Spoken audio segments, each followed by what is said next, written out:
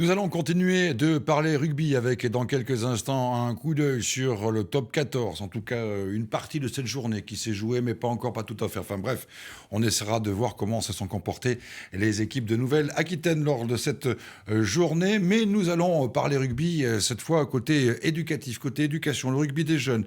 Et puisque du 19 au 22 octobre, en pleine vacances de la Toussaint, il y a un stage qui est organisé à Salles, précisément pour les 12-16 ans, un stage de perfectionnement. Et pour nous en parler, il y a Philippe Montparler. Bonsoir. Bonsoir. Alors, vous êtes le président de Réseau Valley Consulting. En quelques mots, Réseau Valley Consulting, qu'est-ce que c'est? C'est un business club avant tout, mais on crée également des team building entreprises, donc de l'événement sportif. Dans ce cadre-là, avec Pépito, on crée des stages pour les jeunes, justement, âgés de 12 à 16 ans, pour essayer de déceler un peu la pépite de demain, quoi. Pépito et l'orga. Et l'orga, bien sûr, hein, que tout le monde connaît dans le milieu du rugby, qui est impliqué dans beaucoup de projets et qui, en plus, est avec nous depuis Bayonne. Je crois qu'il est à Bayonne, hein. Bonjour, Pépito. Bonjour à tous, ouais, c'est ça, depuis Bayonne. On pourra dire un mot de l'aviron bayonnais qui tourne bien cette saison. Mais d'abord, expliquez-nous un petit peu justement quel rôle vous avez auprès de Philippe et de tous ces jeunes, en précisant qu'il y a eu une première expérience, un premier stage du côté de Biscarrosse. Là, c'est une deuxième édition à Salles. Qu'est-ce que vous y faites, vous, Pépito? Alors, mon rôle est assez simple. Je suis en quelque sorte l'ambassadeur de ce stage. On a débuté notre premier stage avec Philippe, donc c'était l'année dernière à Biscarrosse.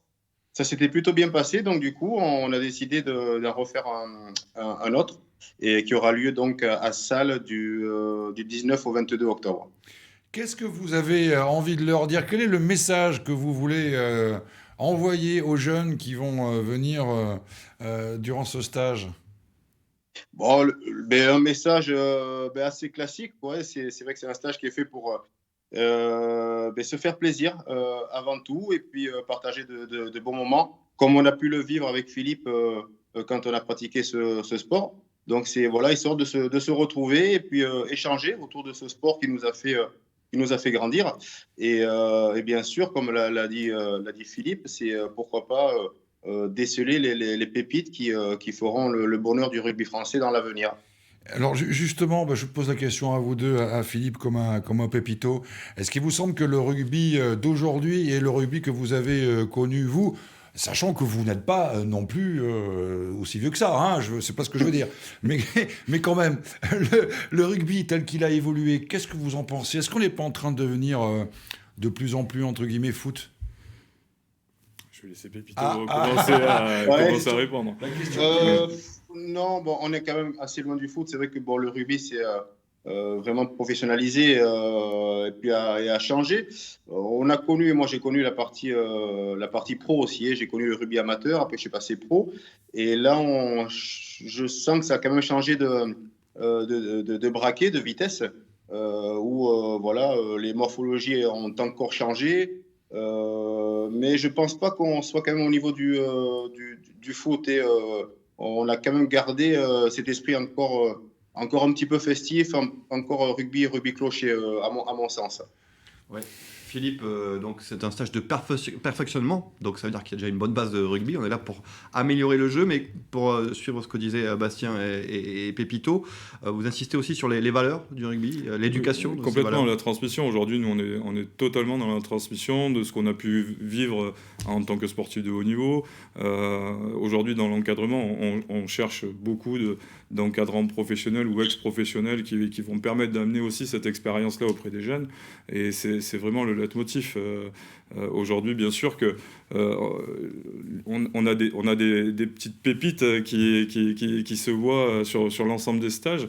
Et si on arrive à sortir une ou deux personnalités du lot et qu'on peut les aider à franchir ce palier en parlant de nutrition, d'exigence du sport de haut niveau et tout, c'est vraiment ce sur quoi on tend aujourd'hui. Ouais. Pépito et Lorga, c'est rendre un peu au rugby ce qu'il vous a appris, hein. Je ne sais pas si des stages comme ça existaient à notre époque, hein, parce qu'on est à peu près tous de la même génération, mais parler de la nutrition, tout ça, c'est des choses voilà, qui n'existaient pas avant. C'est important pour vous de transmettre ces messages-là aux jeunes? Oui, bien sûr, parce que je pense qu'actuellement, pour réussir dans le milieu pro, c'est quand même très compliqué, beaucoup plus compliqué qu'autrefois. Donc, on va mettre l'accent, bien sûr, sur la nutrition. C'est quand même essentiel pour ces jeunes joueurs-là voilà, qui arrivent avec les yeux pleins d'étoiles et qui aimeraient un jour être professionnels.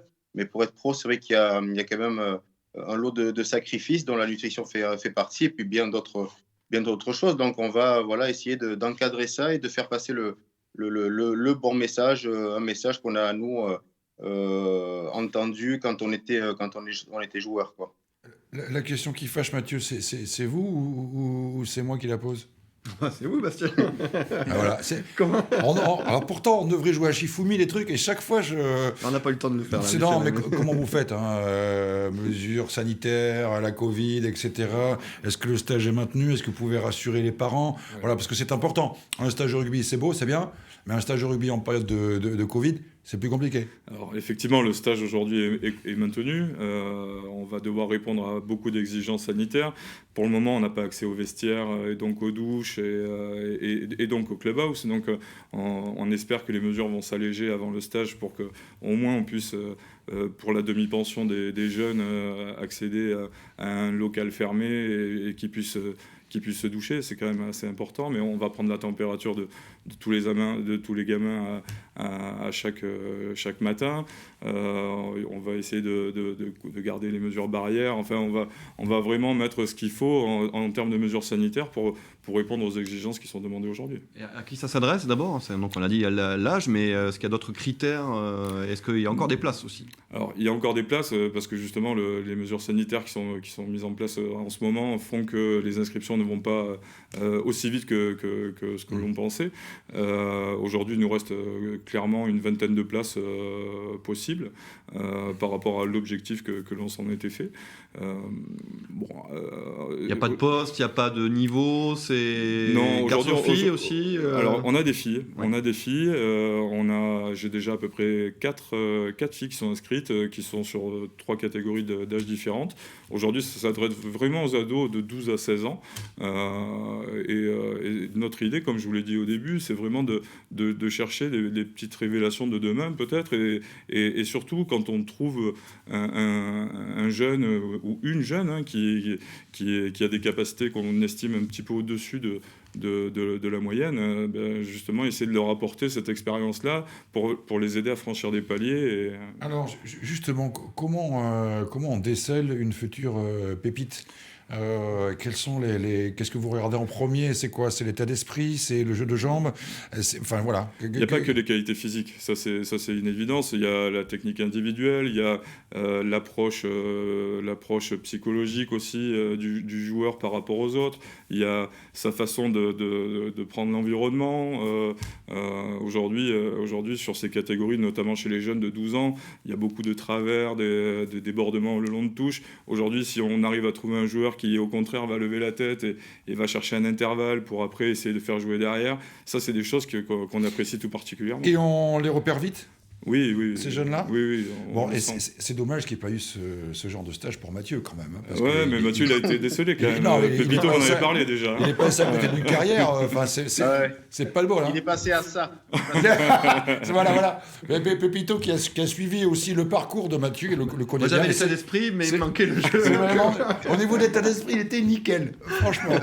Bon, allez. Mais Gilles, parce que Pépito, c'est quand même. Il y a aussi David Roumieux, Jalil Nargissi, Clément Ménadier, donc surtout de première ligne et du talent. Oui. Où tu te sens pas un petit peu seul, Pépito, là, au milieu des avants, quand même? Non, mais il pourrait y avoir un Nantes du coin, je crois, qui pourrait intégrer le groupe. Très bien, non, ça c'est une bonne nouvelle. C'est vraiment des joueurs qui ont fait leurs preuves, et qui sont encore en activité. Donc voilà, c'est un encadrement de haut niveau. Hein. Complètement. Alors, pour la petite histoire avec Nance, ça m'a bien fait rire d'ailleurs. Hein. Je lui ai demandé qu'il nous fasse un entraînement carré magique par rapport à ce qu'il avait fait lors du Covid. Il m'a dit, en fait, t'en as rien à faire de mes skills et tout. J'ai dit non, il va falloir quand même que tu mettes des skills en place. Et quand je l'ai sollicité pour intégrer le stage, il a dit oui quasiment instantanément et ça fait plaisir. Alors, Mathieu, difficile d'avoir Pépito et Lorga depuis Bayonne sans parler de l'Aviron.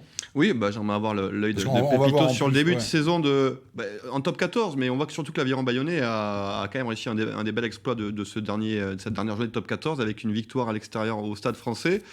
Quel regard tu portes, Pépito 26-19, c'est Ouais, bon ça. belle Ouais. victoire avec un Gaëtan Germain qui a fait un gros match. Il y a de l'ambiance, j'imagine qu'on est content à Bayonne. Ah oui, oui, on est plus que content parce que le début de saison est quand même assez prometteur si on occulte cette première défaite à Brive où le score a été plutôt lourd. L'Aviron s'est très bien repris derrière et on voit que voilà, le système de jeu que veut mettre Yannick Bru et son staff en place prend vraiment forme et on sent vraiment une équipe de Bayonne qui n'a peur de rien, que ce soit à l'extérieur ou à domicile.